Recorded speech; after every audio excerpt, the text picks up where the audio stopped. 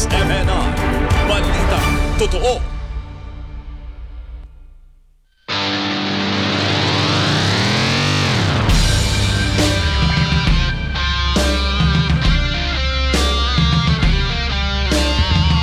Sinong lalapitan sa problema buligan?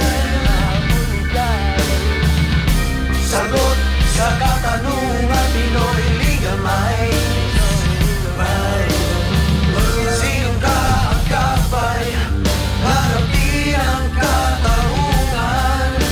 Batas sa justisya sa Pinoy Legal Minds.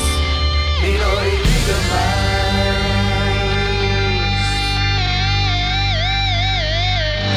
Magandang araw, Luzon, Visayas, Mindanao. Welcome po sa ating public service program na Pinoy Legal Minds live on SMNI News. At syempre, magandang araw sa ating pinakamamahal at butihing pastor, Pastor Apollo C. Quiboloy. Live tayo mga kababayan sa lahat ng ating mga TV stations, Luzon, Visayas, Mindanao, at sa lahat din po ng ating radio stations sa buong kapuluan. At sa ating pong live stream sa lahat po ng social media avenues kung saan po ninyo mapapanood ang lahat po ng mga palatuntunan ng SMNI News. At syempre, kasama natin sa araw na ito ang ating ating partner sa public service, si Kuya Mark Tolentino. Kuya Mark, may buntag, sir. Ay, good morning, MJ. Sa lahat po ng mga followers natin sa SMNI, ito yung kaibigan po ninyo, si Kuya Mark Tolentino. And of course, sa ating pinakamamahal na pastor, si Pastor Apollo C. Quiboloy. Kamusta? Kamusta? Murag, lain na po lagi mong smile ba? Murag, there's something right in that smile. Basta happy ka sa ginagawa mo. Same time, happy ka kasi yung ginagawa mo, may natulungan ka. Nakatulong ka sa taong bayan in a simple way. Like for example, giving information about the law. Alam nila yung kanilang karapatan. Alam nila ano yung mga legal rights nila and legal obligations nila ayon sa batas. Learning is not expensive. Yes, learning is not expensive and there is no such thing as monopoly of knowledge. Learning is free sa Pinoy Legal Minds. Yes, free yan. And hindi ibig sabihin na dyan ka, ikaw na yung nag-monopolize sa knowledge. Tayong lahat may karapatan malaman ano yung mga karapatan natin ayon sa batas. What is it like, Kuya Mark, teaching law principles na hindi mahirap intindihin? In layman's term, kumbaga sa Bisaya, tinamban. Yes, yung ginagawa natin ngayon. So we will make the law. Kailangan natin ilapit ang batas sa taong bayan. Kasi ang dami kasing batas, ang mga abogado lang ang nakaintindi. In fact, may mga iba dyan sa government hindi nakaintindi sa batas. So ang ginagawa natin ngayon, ilapit natin ang batas sa taong bayan. Para at least alam nila, alam ni Pedro, alam ni Juan, alam ni Maria, ano yung mga karapatan nila ayon sa batas. Yan. At saka syempre, yun ang the way, yung concept ng Pinoy Legal Minds through the support of Pastor Apollo C. Quiboloy nandito ngayon sa SMNI. Habang nag-aagahan sila, Kuya Mark, natututo sila ng batas. Tama yan. So habang kumakain sila ng almusal, kasama sa kanilang almusal, kasama sa kanilang longganisa, sa kanilang itlog, ang batas sa Republika ng Pilipinas. Yan, sa ating 1987 Constitution. Mga kababayan, abay sa inyo pong mga tanong at inyo pong mga mensahe, naka-flash po ang ating text line sa inyo pong mga screen at sa lahat po ng ating mga kababayan na gusto magtanong ng live, abay meron pong Zoom link na nakapin po sa description sa ating pong social media stream. Isang click nyo lamang po. Rekta kayo makapagtatanong ng live kay Kuya Mark Tolentino. Kuya Mark, ano bang paksa natin sa araw na ito? Very interesting ang paksa natin ngayon, MJ, kasi we are talking here. Bago natin pag-usapan in details yung ano yung libel, ano yung rape, ano yung murder, ano yung homicide, ano yung kidnapping, malversation, corruption. Pag-usapan natin ngayon ang general principles of criminal law. Kasi paano natin i-interpret yung mga batas ng Pilipinas, lalo na ang criminal law, kung hindi natin alam yung general principles of criminal law?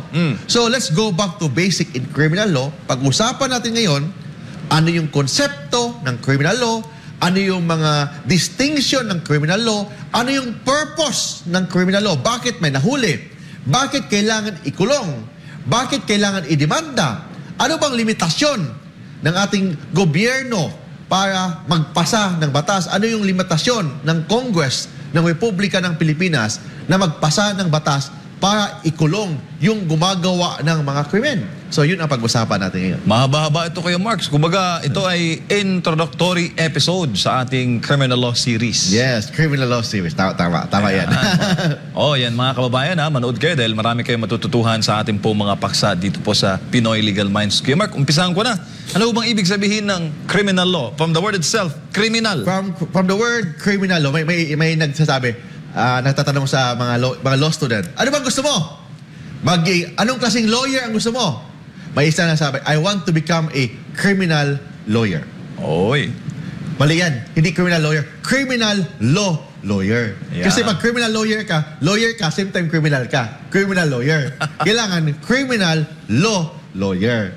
Yun ang dapat isagot. So, exact term yun. Criminal law lawyer. So what do you mean by criminal law? Ang criminal law is a branch of public law that defines crimes and prescribes penalty for violation thereof. It treats an act or omission of a person more as a wrong against the state than a wrong against the offended party. That's why pag may mga kaso MJ, di ba saan nakalagay doon?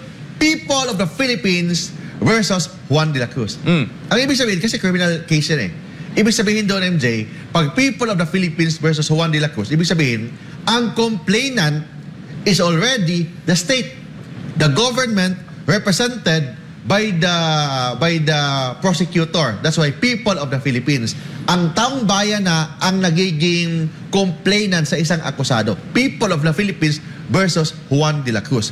Kasi ang criminal law, it treats an act or omission as primarily as a wrong, mali, against the state. Primarily wrong against the state than the offended party. Ang offended party na criminal case, they are just complainant witness. Ibig sabihin, witness na lang yung mga complainant pag ang kaso umakyat na sa court pag criminal case ang pinag-uusapan. The primary complainant is the people of the Republic of the Philippines or the state represented by the city or the municipal or provincial prosecutor. Mabigat to kayo, Mark. Against the state. Against the state. Laban sa batas. Laban sa bansa. Laban sa bansa. Pag criminal case ang pinag-usapan. Unlike kasi sa civil case, for example, pag-file ka ng annulment of marriage, Maria versus Pedro. Civil case lang, dalawa ang nag-uusap about may utang, collection of some money. Pedro versus Maria. Nangolekta ka ng utang. Pedro versus Maria. Pero pag dinimanda mo yung isang tao ng, for example, corruption, people of the Philippines versus Pedro. Ang ibig sabihin doon, it is a branch of law or a public law that treats an act as a crime or a wrong against the state, more than a wrong against the state than a wrong against the private offended party. Kuya Mark, na pag-uusapan natin yung criminal law, ano bang mga halimbawa ng criminal cases? Criminal cases, for example, malversation of public funds. Uy. Corruption. Uy. That's plunder. Rape. Yung tinatawag na homicide. Murder. Bribery. Ang daming kaso. Yung tinatawag na adultery. Concubinage. Estafa. Swindling. Yung murder. Murder. Yeah. Kasama yun. Yung physical injuries. Infliction of physical injuries. Yun ang yung tinatawag na arson. Yan. Yun ang mga pag-usapan natin in the near future. Ano yung isang mga provisions na batas about the criminal laws. Naku, marami ito kaya Mark. Yes, tama. Talagang malalim ang pag-aaral. But of course, interesting. Lalo na yung mga gusto maging lawyer and yung mga may planong gumawa ng krimen, huwag niyong gawin kasi alam niyo ano yung mga consequences kung manood kayo ng Pinoy Legal Minds. Kaya Mark, pag nag-aaral ka ng law, kumukuha ka ng abogasya, anong year to pinag-aaralan? First year. First year? First year. Basic. Talaga basic to. Basic to, but this is one of the hardest subject in law. Naku po. Ito ba, Kuya Mark, ano bang limitation sa ating saligang batas sa pagpasa ng criminal law? Yung mga congressman natin, mga senador, sila yung gumagawa ng batas. But may mga limitasyon ang kanilang kapangyarihan, yung powers nila. Number one is yung tinatawag na due process clause of our Constitution. No person shall be deprived of life, liberty, or property without due process of law. And second, nor shall any person be denied of equal protection of the law. Ang ibig sabihin doon, lahat ng criminal law should be applicable to all persons. It means there must be a general application of the law. Kasi kung ang batas na yan, applicable lang ni Pedro, tapos hindi applicable ni Juan, there will be a violation of the Equal Protection Clause sa ating saligang batas. Kung ang batas ni Pedro, kailangan applicable din ni Juan. Mayaman man siya, mahirap man siya, may kaya man o wala, abogado man, doktor man, engineer man, or walang pinag-aralan, same ang application ng batas, general application of the law. Yung second naman, kailangan ang criminal law should not inflict cruelty as a penalty. Kailangan walang cruel penalty, walang unusual penalty, walang excessive fines. Bawal yan sa ating saligang batas. And lastly, the most common limitation of the criminal law, yung tinatawag na there should be no ex post facto law or bill of attainder shall be passed. Ang lalim naman nun. So ano yung tinatawag na ex post facto law? Ano yung tinatawag na bill of attainder? Ang ex post facto law, it makes an act or omission criminal when at the time of the commission of the crime it's not yet criminal. It means there is retroactive application of the law. I repeat ang ex post facto law, it makes an act or omission criminal. Kahit na at the time of the commission of the crime, wala pang batas na pinagbawal yan. It means, for example, ang ginagawa ang krimen 2021, hindi criminal. Hindi pa crime yung ginagawa niya. But in 2023, naging criminal yung ginagawa niya. Hindi siya applicable kasi 2021 pa lang niya ginagawa. Pero pag nagpasa yung mga congressman ng mga senador ng batas na kahit na ngayon 2023, nagsasabi doon na kahit in 2021 action, applicable yung batas na yan, void yon. Kasi sabi ng batas, there shall be no ex post facto law shall be passed. But may exception dyan. There is retroactive application of criminal law basta it is favorable to the accused. Basta favorable to the accused, there is retroactive application of the law. For example, in 2021, may death penalty. So, kaso siya, death penalty. In 2023, walang death penalty. So, there is retroactive application. Kahit ang batas 2023 na pumasa, na nagawa niya ang krimen 2021, may death penalty, there is retroactive. Parang backward ang application ng law kasi it is favorable to the accused. Yun lang exception sa batas. But as a general rule, ang batas, prospective, hindi retroactive in pursuance sa provision ng ating saligang batas, yung tinatawag na ex post facto provision. There should be no ex post facto law. And yung tinatawag naman na bill of attainder, it is a legislation na nagbigay ng punishment na walang trial. Automatic, kulong, walang trial. Uy. Yun ang bill of attainder. So, for example, pag nakita ka, nahuli ka, kulong ka na, wala ng trial. Yung may mga ganyung batas. Bawal yan sa ating saligang batas kasi very clear ang batas. There is no bill of attainder shall be passed. Nakalagay po yan sa ating saligang batas. Kasi, di ba, sinabi mo nga Kuya Mark, lahat ay affords a due process. Kailangan may due process. So, yung tinatawag na bill of attainder in violation sa due process kasi pag nagpumasa ang mga congressman ng batas na pag nahuli ka, kulong ka agad, walang trial. So, ibig sabihin doon, that is bill of attainder. Pag bill of attainder, bawal yan and of course, void yan ayon sa ating saligang batas. Pero paano Kuya Mark pag caught in the act yung krimen? Tapos hiluli agad? Kahit caught in the act, there should be trial. Ikulong ka lang kasi nahuli ka in the act, but there should be trial. Kailangan may trial pa rin. But in a bill of attainder, walang trial, kulong ka na agad. Kung nahuli ka, kulong ka na agad, wala nang trial. Yun ang ibig sabihin ng bill of attainder. Yun ang one of the limitation of criminal law. Yun ang bawal. Yun ang bawal. Yung bill of attainder, bawal yan. Yung ex post facto law, bawal din yan. Ang ex post facto law, ibig sabihin, applicable ang batas, pabaliktad. Hindi pa harap, pabaliktad. For example, ang batas na approved in 2023, kahit 2021 applicable, kahit 2020 applicable, bawal yan kasi that is considered an ex post facto law. And ayon sa ating saligang batas, bawal ang ex post facto law. Prospective. Prospective ang batas, paharap ang batas, hindi pabaliktad ang batas. Pasulong. Hindi pa orong. Tama ka nun. Meron pang tanong dito kay Mark, ano po ba mga characteristics ng penal law? Para mga kababayan, para kayong nasa loob ng klase sa abogasya. Okay. Tatlong characteristic ang penal laws. Number one, the principle of generality. Ang second, the principle of territoriality. And third, the principle of prospectivity. Tatlo yan, ha?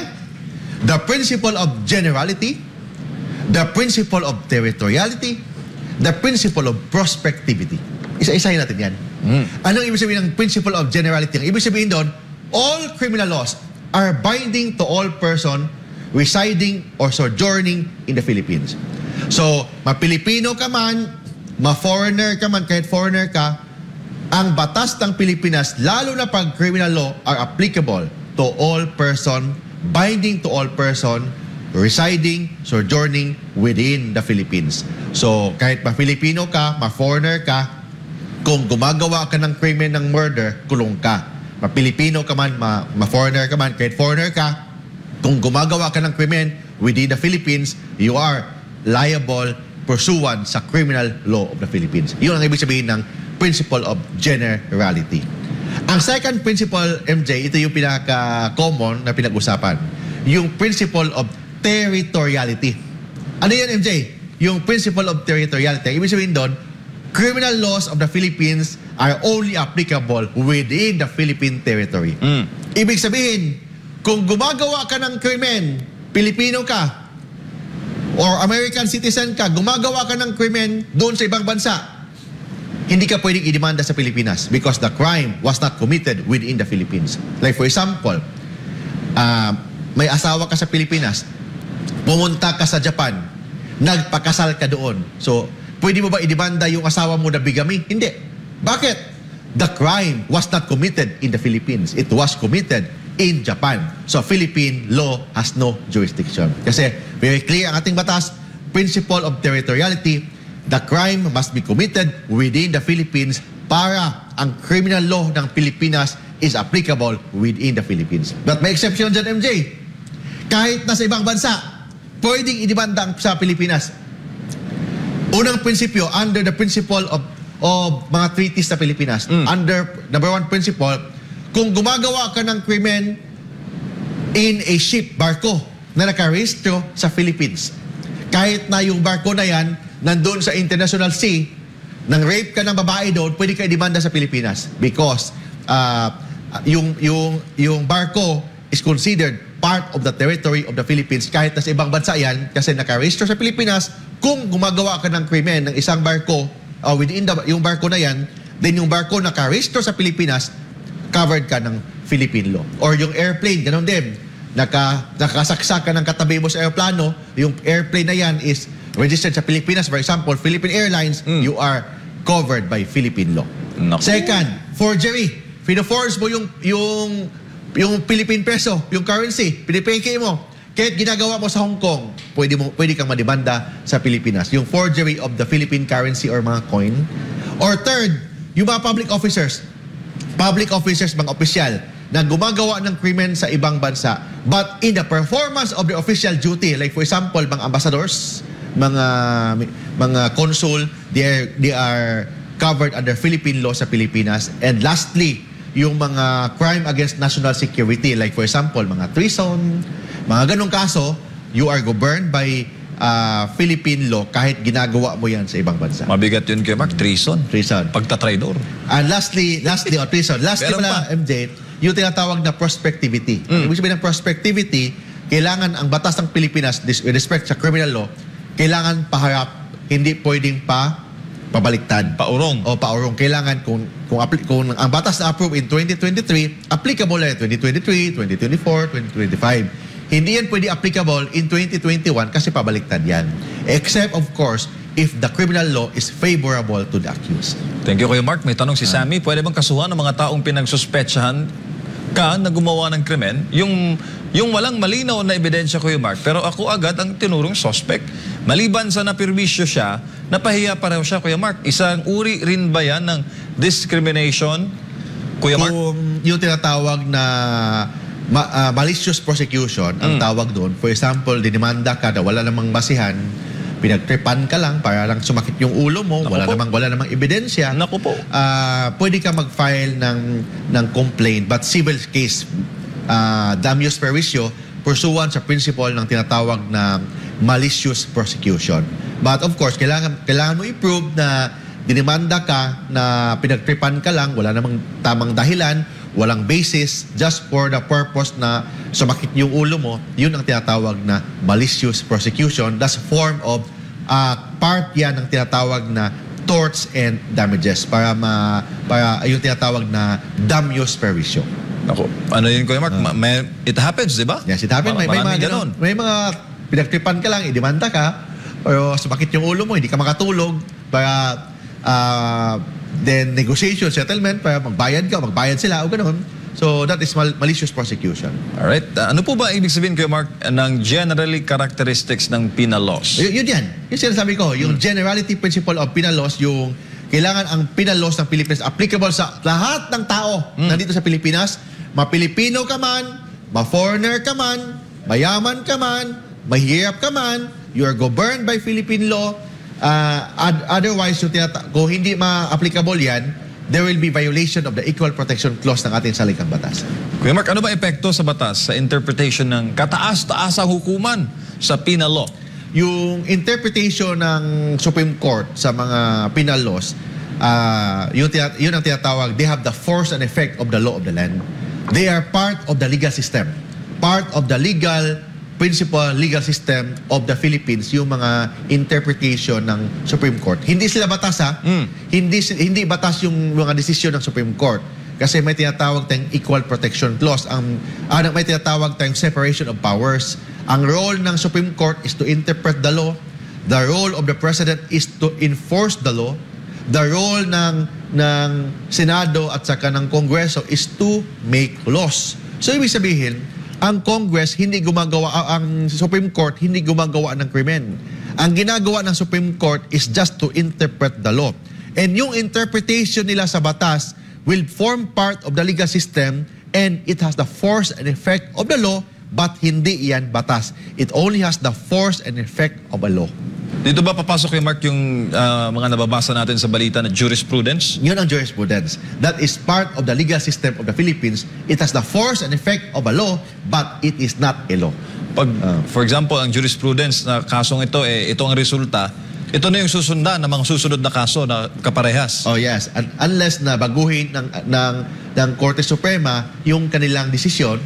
So kung hindi nila baguhin, kung ano yung desisyon ng Korte Suprema, yun pa rin ang applicable sa lahat ng mga kaso na same facts and same situation and same legal interpretation. Kailangan consistent dapat ang Supreme Court, except kung baguhin nila. Pag baguhin nila, pwede naman nila baguhin yan kung may mga minsan nagkamali sila, minsan mali yung mga interpretation nila, binabago nila yung mga interpretation nila, right naman ang Supreme Court yan. Kasi at the end of the day, tao tayo lahat so hindi naman tayo perfect. So minsan, pwede nilang baguhin yan. But as much possible, they should be consistent with their principle and with their decisions. Kuya Mark, lagi natin nang babasa sa mga balita, Supreme Court bilang final arbiter sa lahat ng mga kaso. Pwede buwang maipaliwanag ng mas kaunti pa yung saklaw ng kapangyarihan ng Korte Suprema? Okay, this is the principle of the equal, yung tinatawag na separation of powers. In separation of powers, sabi ko nga, ang gumagawa ng batas, congressman, senador. Legislative. Sila yung gumagawa ng batas. Pagkatapos ang paggawa ng batas, i-approve yan ng presidente, tapos ang mag-enforce ng batas, ang presidente. Executive. Executive. Pagkatapos, executive, yung mga kabinete, they are the one who will enforce the law. Tapos, pag may conflict may na-violate sa batas, kaso. So, ang mag-interpret sa batas na ginagawa ng Congress and i-enforce ng presidente, ang Supreme Court. So, ang Supreme Court, bago ang Supreme Court, may lower court pa yan. May mga municipal trial court, regional trial court, Court of Appeals, up to the Supreme Court. Don't forget, ang Court of Appeals and the Sandigan Bayan, same level yan. Sandigan Bayan, Court of Tax Appeals, and the Court of Appeals, same level yan. So, lahat ng mga desisyon nila, ang mag-appeal, ang mag-review will be the Supreme Court. So, the Supreme Court will be the final arbiter of the land. Final arbiter yan, but may limitation pa rin ang Supreme Court kahit na final arbiter of the land. Yun ang tinatawag na the pardoning power of the President. So kahit na final and executory na ang desisyon ng Supreme Court, pwede pa rin yan mabago. kung i-apila or i-pardon ng presidente ang isang criminal case. But discretionary naman ng presidente yan. But ang limitation naman sa power ng presidente, hindi niya pwedeng i-pardon ang isang kaso kung hindi pa final. Kailangan maging final muna sa Supreme Court bago i-pardon. That's why if you remember the case of Joseph Estrada, na-convict siya I think sa Sandigan Bayan. That's why pinag-isipan nila kung mag-appeal sila sa Supreme Court. Kasi kung mag-appeal sila sa Supreme Court, hindi maging final ang desisyon ng Sandigan Bayan. Walang final verdict? Oh, so, ibig sabihin, hindi siya pwede i-pardon ni PGMA, ni President Gloria, kasi hindi pa final. So, ang ginagawa yata ng abogado nila, naging final muna sa Sandigan Bayan bago siya na-pardon ni President Gloria Arroyo. At it happened? And it happened. So, yun yan. So, hindi siya nag-appeal sa Supreme Court. Doon na lang sa Sandigan Bayan, naging final na bago siya pinardon ng presidente at that time. Kuya Mark, nabanggit mo Court of Tax Appeals, Sandigan Bayan Court of Appeals. Pwede ba nating maisa-isa? Ano na pahapyaw lang. Ano bang mga sakop ng Court of Tax Appeals? Ang Court of Tax Appeals, yun they are the one who review yung mga decisions ng BIR. BIR. Mga tax cases, I think kasama din yung customs. Yun ang mga issues about taxes. Court of Tax Appeals ang magde-decide. Ang Sandigan Bayan, may mga mataas na government officials na ang mag-trial hindi ng Regional Trial Court. Ang mag-try is the Sandigan Bayan. I think the salary grade 27 or 28 pataas. Like for example, mga mayors, mga cabinet members, undersecretary, assistant secretary. I think kasama nga yung mga other mga mataas na mga officials, yung mga police, basta salary grade 27 or 28 pataas, they are governed, they are under the jurisdiction of the Sandigan Bayan. So, hindi na sila dadaan sa Regional Trial Court. But yung mga ordinary na mga empleyado sa government o mga private individuals sa Regional Trial Court muna. So, ang Regional Trial Court, mayroon ding Municipal Trial Court, yung mga mababang mga kaso. Like, I think mga less than 6 years na imprisonments, doon muna ang jurisdiction doon is the Municipal Trial Court. Pag Municipal Trial Court, ang mag-review sa decision ng Municipal Trial Court, pag mag-appeal ka, dadaan ka sa Regional Trial Court. Ang decision naman ng Regional Trial Court, ang mag-review, Court of Appeals. Ang mag-review. Yun ang CA. O, CA. But may mga kaso na hindi na dumaan sa Regional Trial Court, diretso na sa Sandigan Bayan, yung mga matataas na mga ranggo ng government. Sandigan Bayan yon. After Sandigan Bayan, kung gusto sila mag-appeal, diretso na sila sa Supreme Court. Kasi ang Sandigan Bayan and the Court of Appeals, they are the same level. Yung pala ibig sabihin nun. Yeah. Pag ang presidente naman, Kuya Mark, may kaso, dun papasok yung impeachment. Ang impeachment, iba naman yun. Ang impeachment, it is not a political, not a criminal case. It is a special kind of case. But technically, it's political in nature. Political in nature kasi bakit? Ang maging act as judge are ang mga Senado ang mag-act as judge. Pagkatapos yan, kahit na ma-convict siya ng Senado, pwede pa rin i-review sa Supreme Court. Yun ang power ng Supreme Court, yung tinatawag na certiorari power of the Supreme Court. Kaya may mga petition for certiorari. Ang certiorari, ang ibig sabihin doon, if there's grave abuse of discretion amounting to lack or excess of jurisdiction, yun ang certiorari power ng Supreme Court. So ibig sabihin, i-review ng Supreme Court ang desisyon ng Senado. Ang tanong dyan, sino mas mataas? Senado or Supreme Court? Kung sabihin ng Supreme Court, illegal yung ginagawa ng Senado, ibig bang sabihin na mas mataas ang Supreme Court sa Senado? Sino ang masusunod? Hindi. Ang ginagawa ng Supreme Court, hindi ibig sabihin na ang Supreme Court is supreme over the Senate or the Supreme Court is supreme over the President. Ang ginagawa ng Supreme Court ay they are just interpreting the Constitution. Ibig sabihin, ang Supreme, hindi Presidente, hindi Supreme Court, hindi Senado, ang Supreme is the Constitution of the Republic of the Philippines. Yun yung masusunod kay Mark. Kasi ang Constitution, ang nag-approve dyan, ang nagpasa dyan, ang taong bayan through plebiscite.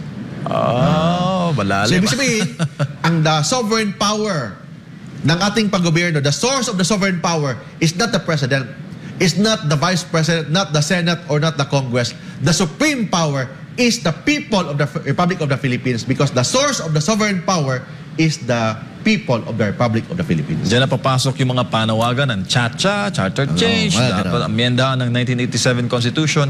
Siya, tagal na rin, Kuya Mark, ano? Napag-usapan natin yan, yung paano mag-charter change, paano mag-impeach ng presidente, na Supreme Court Justice, pag-usapan natin in the near future. In the near future. Bago tayo mag-break, Kuya Mark, may tanong si Daisy, paano po ba yung kaso ng isang taong nakapatay pero lasing? Pwede ba nang babawasan yung taon ng kanyang sentensya, Kuya Mark? Depende gaano siya kalasing. Kasi the mere fact na lasing siya, nakainom siya, hindi siya maka-epekto sa criminal liability niya. Kailangan yung pagiging lasing niya, it affects yung kanyang mental mind, yung kanyang utak na hindi niya alam yung ginagawa niya, yun, pwedeng maging excuse yan or baka mitigating circumstance, mabawasan ang kanyang criminal liability. But kung lasing ka lang, hindi siya natatawag na mitigating kung nakainom ka lang. Kailangan it affects your mental functioning na hindi mo na alam yung ginagawa mo. That's the time na pwedeng maging exempting circumstance, which I will discuss in the near future. We will discuss in the near future ano yung mga paano makalusot sa mga criminal ng mga kaso. Mga the moves. Mag-usapan natin yan in the near future. Stand by mga kababayan, palalim ng palalim ang mga talakayan dito sa Pinoy Legal Minds.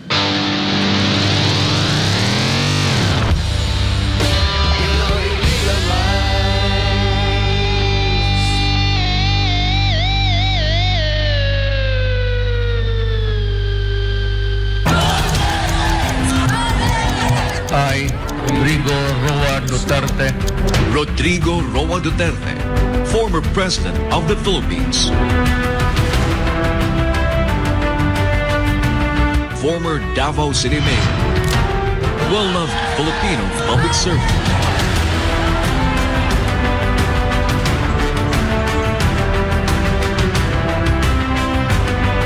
Talks to the nation once again with its popular public service program, Gikan sa Masa para sa Masa. I look forward to the resumption of my original program way back, Gikan sa Masa para sa Masa. Great expectation. Everything that is relevant to the lives of the Filipinos, issues that will affect our everyday, whatever, anything under the sun. Catch it live weekly on SMNI. In the spirit of nation building, only here on SMNI.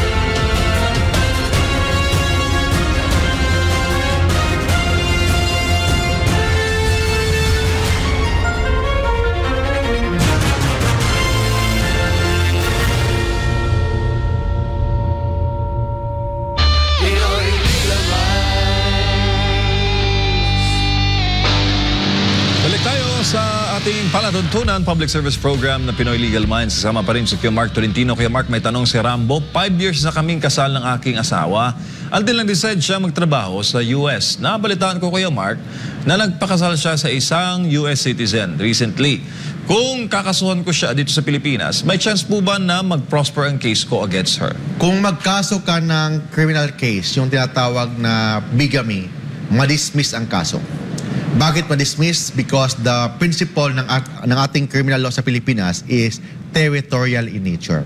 When I say territorial in nature, kailangan ang batas, kailangan ang krimen nangyari sa Pilipinas para at least maka-file ka ng kaso within the Philippines.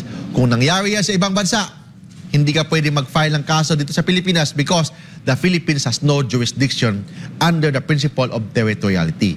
So, hindi ka pwede mag-file ng criminal case, but pwede ka mag-file ng civil case. Pwede ka mag-file ng civil case, pwedeng legal separation, on the ground na nagpakasal sa ibang bansa, pwede ka mag-file ng damages, on the ground na nasaktan niya yung damdamin mo kasi niloko ka niya, nag-file ka ng nagpakasal siya sa ibang bansa. But criminally, hindi ka pwede mag-file pursuant sa principle of territoriality ng criminal law sa Pilipinas. May criminal liability ba? May tanong si Manny. Na ba ngayon ang taong utang ng utang pero hindi naman daw nagbabayad, Kuya Mark? Walang nakukulong sa utang. So, hindi ka makukulong dahil palautang ka o nangutang ka. Pwede ka makulong kung nag-issue ka ng cheque tapos tumalbog ang cheque under Republic Act, under BP 22, pwede ka makulong under the bouncing check law. Or kung for example, may mga panuloko na involved, for example, mga investment, mga promises, mga false hope, false promises, yan, pwede yung estafa or swindling. But the mere fact na utang lang, walang makukulong sa utang kasi very clear ang ating saligang batas nakalagay doon na hindi makukulong o madibanda ang isang tao dahil siya ay isang palautang. So yung mga, lalo na yung mga utang, Kuya Mark, na verbal lang, verbal. Walang... Maverbal na utang yan, nakasulat man yan sa hangin, nakasulat man yan sa papel, basta utang, walang nakukulong sa utang. Pero pag loan ang pinag-uusapan sa bangko, ibang usapan yon. Kahit loan sa bangko, hindi ka pa rin makukulong dahil umutang ka sa bangko, umutang ka sa mga company, walang utang. Kahit sa bangko, hindi ka pwedeng makukulong. Pwede lang mabawi yung mga properties mo kasi may mga collateral yan. Pwede mabawi yung lupa mo, yung bahay mo, yung sasakyan mo kasi hindi ka nakabayad ng monthly amortization but hindi ka pa rin makukulong dahil umutang ka sa bangko tapos hindi ka nakabayad. So yung mga panakot-takot, Kuya Mark, na pakukulong kita, may utang ka sa akin. Wala yan. Saywar lang yun. Saywar lang yan kasi very clear ang ating saligang batas. This is a 1987 Philippine Constitution and in fact, kinopya natin to sa mga principle ng American Constitution na hindi ka pwede makukulong sa utang. Maybe sa ibang bansa, may kulong doon sa utang sa ibang bansa. But dito sa Pilipinas, walang makukulong sa utang. Ninakawan daw siya, Kuya Mark, si Siling J. Ninakawan ako ng personal assistant ko noon sa aking opisina. Pinatawad ko lang. Tapos umulit na naman, Kuya Mark. Pinatawad ko pa rin dahil nga naaawa siya. Kaso ngayon, may nakapagsumbong daw sa kanya, Kuya Mark, na pinagbebenta pala niya yung iba kong mga gamit. Gusto ko siyang maparusahan, pero ayoko rin siyang makulong. Kasi nga, pamangkin ko siya. Ano daw dapat gawin? So, hindi ka, kung parusahan, so kailangan, bago ka mag-file ng kaso, kailangan may decision ka anong gusto mo. Kasi kung mag-file ka ng kaso, yung kaso ang ginagawa ng pamangkin mo, kuwan yan, qualified theft yun eh. Qualified theft yun kasi ninakawan ka and ginagamit niya yung tiwala niya sa'yo o tiwala mo sa kanya. That's why may access siya sa mga tinatago mong mga importanteng bagay. So that's qualified theft. Pwede ka magdemanda nun. But hindi ka pwedeng magdemanda ng criminal case na ayaw mo ipakulong isang tao. Kasi ang purpose kasi ng criminal case, ikulong mo isang tao and kasi may penalty yan. So, pag-isipan mo muna bago ka magdemanda ng isang criminal case. Ayan, thank you, Kuya Mark. Si Nard Montana, attorney, paano yung case na instead na ikaw ang mapatay ng kriminal, pero dahil sa self-defense, napatay mo siya? Anong depensa nun? So, yun ang self-defense. Pag-usapan natin yan in the near future, maybe in 2 weeks from now, we will discuss ano yung mga palusot sa mga krimen. One of the palusot ng isang criminal aspect or criminal liability, yung tinatawag na self-defense. So, we will discuss that later on. So, what is that self-defense? Pinoy Legal Minds pa rin yan, ha? Yes, part of Pinoy Legal Minds. Yan. May topic tayo, MJ, paano makalusot sa isang krimen. Aba. Part 1 and Part 2 next future. So dalawang episode na pag-uusapan. Paano makalusot sa isang krimen? Aba. Balik tayo kay Mark sa General Principles of Criminal Law. Pag-i-compare po, Kuya Mark, yung classic and realistic principles po ng criminal law. So, dalawa kasing klase ang criminal law, MJ. May tinatawag na classic, may tinatawag na realist principle of criminal law. Ang Pilipinas is a mix. May classic, may realist. So, we will explain ano ba yung ibig sabihin ng classic Ano bang ibig sabihin ng realist principle of criminal law? Ang classic kasi, MJ, the primary, yung tinatawag na the basis ng criminal law, yung basic ng criminal law or yung basis niya is the human free will. Human free will. Ang realist, ang basis niya, hindi human free will kasi ang sabi doon, man is generally good. Naging masama lang siya because he is socially sick. Because na-expose siya kung paano siya pinalaki ng magulang niya or social environment, naging masama siya. But generally, or in nature, inherently, the man is good. Yun ang ibig sabihin ng realist. The purpose of criminal law in classic is retribution. Para matakot ang isang tao, retribution. Magbayad siya sa mga ginagawa niyang kasalanan. Retribution. Ang realist, ang purpose is reformation. Para magbago siya, kailangan siya makulong muna, i-rehabilitate, para magbago siya. Yun ang realist. Reformation. Ang classic, ang purpose ng criminal law is retribution. Ang purpose ng criminal law. And number 3, yung tinatawag na ang determination of penalty. In classic, it is in proportion sa kasalanan na ginagawa niya. So, depende sa kasalanan niya. Kung mabigat yung kasalanan niya, mas mabigat ang penalty. Kung mababa lang kasalanan niya, mababa ang penalty. Yun ang ibig sabihin ng classic, the determination of penalty. But in realist, the determination of penalty is, it depends sa sitwasyon ng isang offender. Kung bata ba siya, o na lasing lang siya, na nakainom lang siya. So, depende sa sitwasyon. Yun ang determination of the penalty in realist. The emphasis of the classic is the offender. The emphasis is the offense in classic. That is the emphasis of classic criminal system is the offense. But the emphasis of the realist is the offender. So yun ang ibig sabihin doon. So generally, ang classic, the purpose of penalty is retribution. Realist, the purpose of penalty is reformation. So ang Pilipinas, mix. Mix siya. So may mga kaso na retribution, may mga kaso na reformation. So depende sa Pilipinas, mix yung ginagawa natin under the revised penal code and yung mga special laws po natin. Si Benny may tanong sa ating text line, may pananagutan ba kayo makang may-ari ng bahay na nakapatay sa magnanakaw na pumasok sa loob ng bahay? Yun ang sinasabi na depende sa sitwasyon kung covered ba siya sa yung tinatawag na self-defense or defense of property, which we will discuss in the near future, yung mga depensa sa mga criminal na mga kaso, yung paano makalusot sa mga krimen through if you want to invoke self-defense, if you want to invoke the defense of property, which pag-usapan natin yan kasi hindi naman lahat ng bagay, pag pumasok yung isang tao sa bahay mo, automatic may karapatan mo na siyang patayin. Hindi naman ganon. Kailangan, para makadepensa ka sa sarili mo, kailangan may attack sa iyo, then naunahan mo lang kasi magaling kang bumaril, yun ang self-defense. Pero kung the mere fact na pumasok siya, binaril mo siya, ibang usapan yan. Kasi ang sabi ng batas, wala kang karapatan na pumatay ng isang tao, the mere fact na pumasok siya sa bahay mo.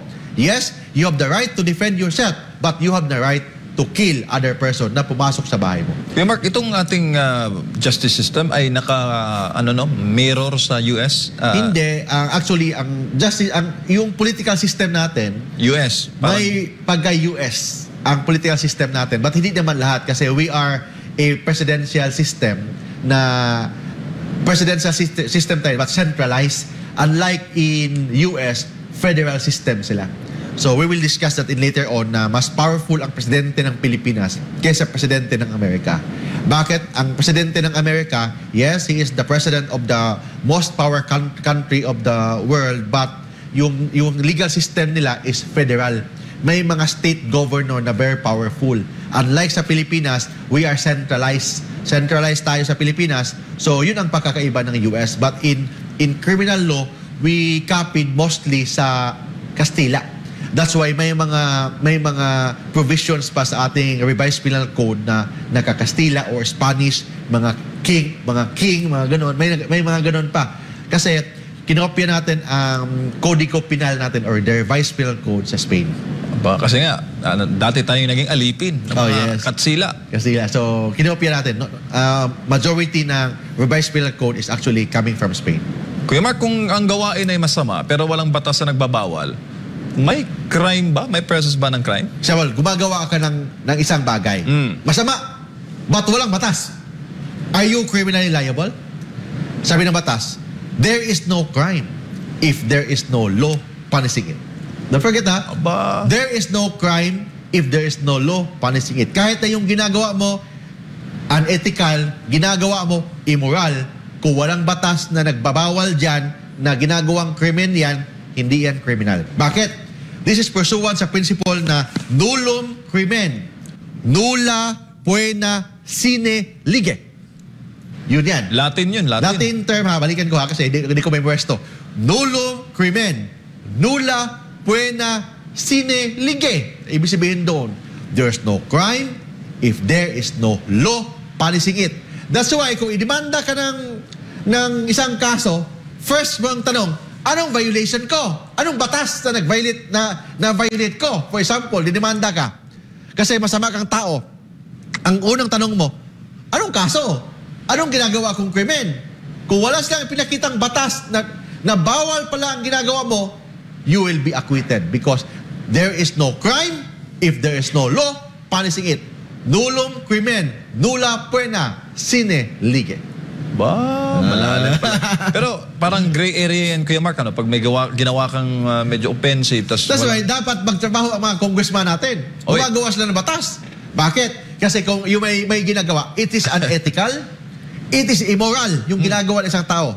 But hindi siya walang crime, walang batas na nagsasabi na illegal yun. Walang batas na nagsasabi na criminal pala yung ginagawa. Di walang kaso.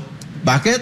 Because we follow the principle ng Kastila, nullum crimen, nulla poena sine lige, or there is no crime if there is no law punishing it. Thank you, Kuya Mark. Ano po ba ang interpretation sa criminal law tungkol sa rights naman ng isang accused? Very clear po. Pag may kaso ka, ang interpretation sa batas, ito yon, yung tinatawag na all criminal laws are construed liberally in favor of the accused and strictly against the government. Very clear yun ha? All criminal laws are construed liberally in favor of the accused and strictly against the government. Therefore, kung may batas, dalawang interpretation sa batas. Yung unang interpretation is acquittal. Ang isang interpretation is conviction. The judge should acquit the accused as a matter of right. Bakit? Kasi very clear ang ating ang ating batas or yung tinatawag na criminal system. Yung ating prosecution, meaning the Department of Justice, the city prosecutor, should rely on the strength of the evidence, not on the weaknesses of the defense of the accused. Ibig sabihin doon, ang DOJ, ang piskal, should rely. Kailangan mag-focus sila sa ebidensya nila, sa strength ng kanilang ebidensya, sa lakas ng kanilang ebidensya. Hindi sila mag-rely sa weaknesses, sa ebidensya ng isang akusado. Bakit? Because yung may obligation na magpresenta ng evidence is the prosecution. Because we follow the constitutional principle that the accused is presumed innocent until proven guilty beyond reasonable doubt. Thank you, Kuya Mark. Ano po ba ibig sabihin ng equipoise rule? Ito yung equipoise rule. Ibig sabihin doon, kung the evidence of the prosecution, meaning the Department of Justice, and the evidence of the defense, the evidence of the prosecution and the evidence of the defense are equal, equal. Kailangan yung timbangan ng hustisya, kailangan it should favor the accused. Kung tabla ang ebidensya ng accused, tabla ang ebidensya ng prosecution, kailangan ang depensa o ang justice scale should tilt in favor of the accused. Bakit? This is pursuant to the principle that the accused is presumed innocent until proven guilty beyond reasonable doubt. Ibig sabihin doon, ang accused is always presumed innocent. And except na lang doon kung may mga ebidensyang na presenta ang prosecution na guilty siya. Kung hindi mapapatunayan ng prosecution na guilty ang isang akusado, walang gagawin ang isang huwes kung hindi i-acquit ang isang akusado as a matter of right. Because under the principle of equipoise rule, kung tabla ang ebidensya ng accused at tabla ang ebidensya ni DOJ, kailangan i-acquit ang isang akusado as a matter of right. Walang toss coin. Walang toss coin, civil case lang yun. But ang criminal case, very clear kasi, the accused is presumed innocent until proven guilty beyond reasonable doubt. Okay, Mark, dito tayo sa mga legal maxim. Ano po bang ibig sabihin ng actus non facet trium nisi mensi trea? Balikan doon, maganda. Balikan mo na, maganda yung pag-pronounce mo. Mahirap eh. Ito, legal maxim na actus non facet trium. Tama ba yun? Oh, tama. Trium nisi mens sit rea. Ito yung tinatawag na mens rea principle. Aba. Ano yung mens rea principle? There is no crime, there is no criminal if your mind is not criminal. Ibig sabihin doon, kung gumagawa ka ng isang bagay, wala kang intensyon na gawin yan, hindi ka criminal. For example, buang ka. Buang. Hindi mo alam yung ginagawa mo kasi you are insane. Mga ekels, mga liki. Nakahawak ka ng baril. Binaril mo yung isang kaibigan mo pero hindi mo alam, akala mo laruan yun. Namatay. Are you criminally liable? Hindi. Bakit? Under the principle of mens rea, there is no criminal if the mind is not criminal. Because very clear ang ating batas about criminal law. Intention or intent is the essential element of intentional felony. So, ibig sabihin, pag dapat may intent, kung wala kang intent kasi buwang ka naman, hindi mo alam yung ginagawa mo, nahawakan mo yung baril, akala mo barbidal, baril pala yun. Kasi hindi mo alam yung ginagawa mo, you are insane. 100% insane ka. Kala mo yung baril, barbidal. Kasi may barbidal, babae ka eh. So, nilalaro mo yung baril. Pag laro mo, napindot mo, patay ang kasamahan mo, yung kalaro mo, patay. Are you criminally liable of homicide or murder? Hindi. Bakit? Under the principle of mens rea, you are not criminal if your mind is not criminal. Bakit? Because intent is the essential element of intentional felony. Diyan, papasok din ba kayo, Mark, yung in good faith na prinsipyo? Yung good faith yan, good faith kasi hindi mo alam. Hindi mo alam yung ginagawa mo. Akala mo, dal yun. Baril pala. Pumutok pala yun. May bala pala yun. Kasi insane ka. O ganoon. So, you cannot be criminally liable under the principle of mens rea. Kailangan kasi, in order to be criminally liable, kailangan yung utak mo criminal. Utak mo criminal, may intention kang gawin ng isang krimen para at least maging liable ka sa isang crime. Kung hindi mapapatunayan na may intention kang gumagawa ng isang krimen, acquit ka sa kaso. Bakit acquit ka sa kaso? Stay the same principle ng ating saligang batas. You are presumed innocent until proven guilty beyond reasonable doubt. And under the principle of mens rea, kailangan mapapatunayan sa prosecution na yung utak mo criminal bago ka ma-convict ng criminal case. Kasi you are criminally liable because you have the intention to commit the crime. Kuya Mark, ano po ba ang krimen ng mala in se? Tama ba yun? Mala in se. Mala in se iba yun sa malum prohibitum. Iba yun ha? Ano yung mala in se? Mala in se, the act or omission are inherently evil. Yung ginagawa mo, inherently evil. Mala in se. Okay? Inherently evil yung ginagawa mo. And generally, it is penalized under the revised penal code. So therefore, if you act in good faith, lusot ka sa kaso. Kasi kailangan may intention kang gumagawa ng krimen under the principle of mens rea.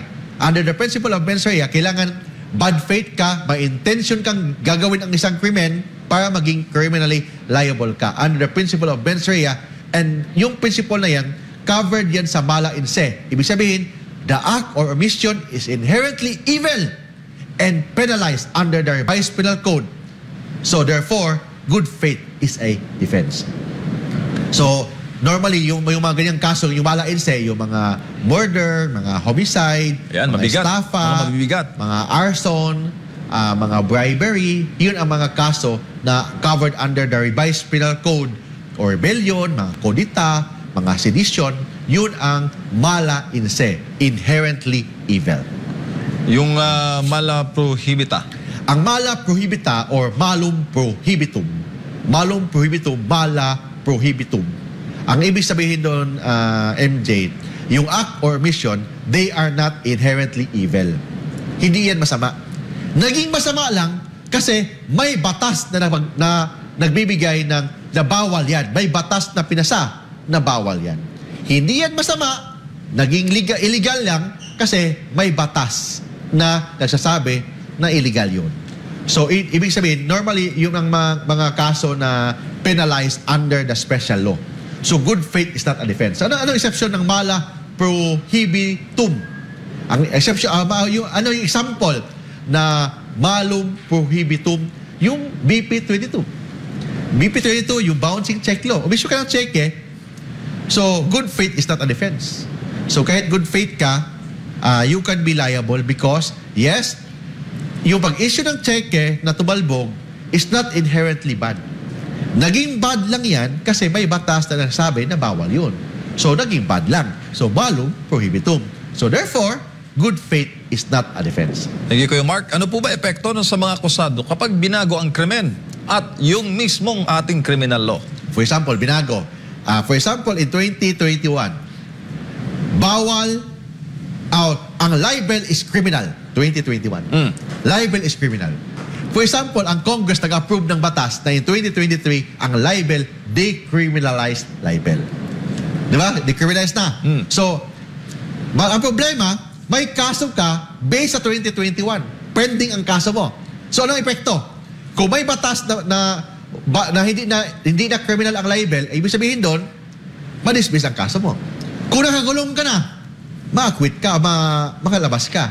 Yun ang ibig sabihin ng pag may batas na binago ang krimen. Ibig sabihin doon, pag may binago ang batas, binago ang crime, it has a retroactive effect if it is favorable to the accused. Walang retroactive effect if it is not favorable to the accused kasi ang batas ng Pilipinas about criminal law are prospective. Hindi siya retroactive. Naging retroactive lang yan as a general rule pag it is favorable to the accused.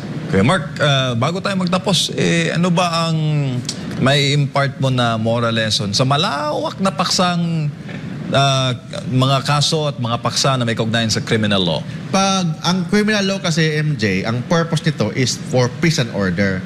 Minsan kasi may ginagawa ang criminal law para pag-abuso ng isang tao. That's why kailangan natin alamin ano yung mga karapatan natin. Hindi naman ibig sabihin na dinimanda ka, guilty ka na, o dinimanda ka, may kaso ka na, criminal ka na. Hindi naman ganon. Kasi sabi ng batas, you are presumed innocent until proven guilty beyond reasonable doubt. Kung dinimanda ka ng kaso, may kaso ka, dinimanda ka, wala kang obligasyon na papatunayan sa korte na inosente ka because you are presumed innocent. Ang may obligasyon na magpresenta ng ebidensya na guilty ka is the prosecution or the Department of Justice or the fiscal. Sila ang may obligasyon na magpresenta ka ng ebidensya na guilty ka. Why? Because criminal laws are construed liberally in favor of the accused and strictly against the government. Thank you, Kuya Mark. Dapat bang magdala ng ballpen at papel pag nanonood ng Legal Minds? Pwede. Legal Minds? Pwede. Kasi para, di ba? Online law school. On national TV pa. Yes, but actually, hindi naman ang Pinoy Legal Minds is not designed for law school. Design ito para maintindihan ng taong bayan ano yung mga batas ng Pilipinas para makatulong sa kanila sa mga bagay-bagay sa mga buhay nila. Siguro in the next episode, makakatuwang natin yung ating partner na isa sa public service. Yes, hopefully.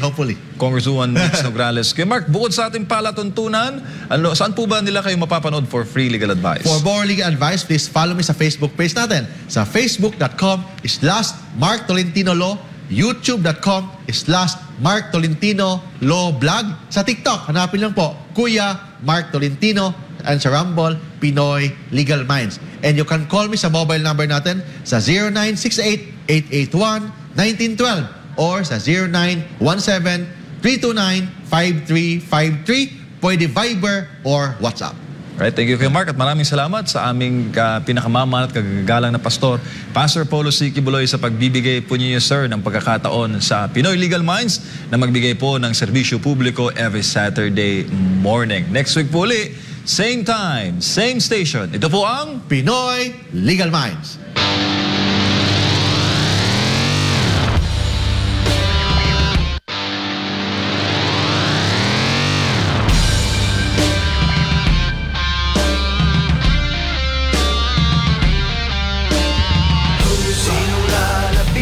Sa problema mong legal, sagot sa katanungan, Pinoy Legal Minds. Sinong kaagapay, harapin ang katarungan, batas at justisya sa Pinoy Legal Minds. Pinoy Legal Minds.